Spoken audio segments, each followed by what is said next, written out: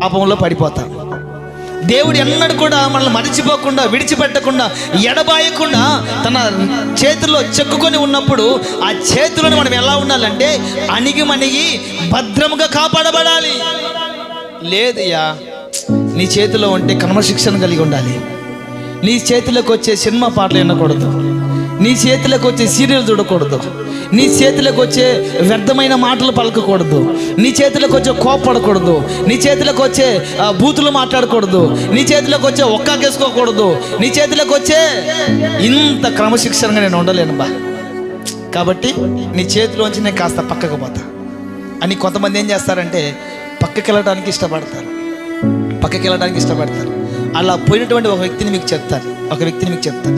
ఆ వ్యక్తిని దేవుడు ఎంతో ప్రేమించాడు, మరవకుండా కృప చూపించాడు, ఒక ఉన్నతమైన ఒక స్థానాన్ని అతనికి ఇచ్చాడు.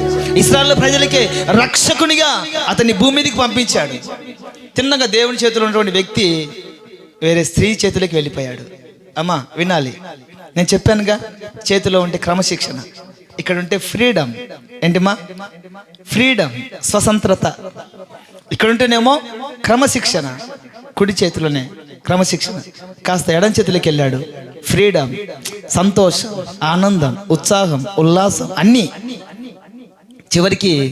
చివరికి ఏమయ్యాడంటే, మీకు నేను ఆదివారం బాగా క్లుప్తంగా వివరిస్తాను.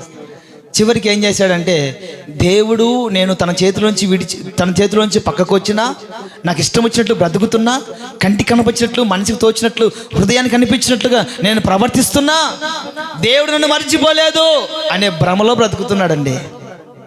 మనం ఇందాక చెప్తున్నాం కదా, దేవుడు మనల్ని మర్చిపోడు.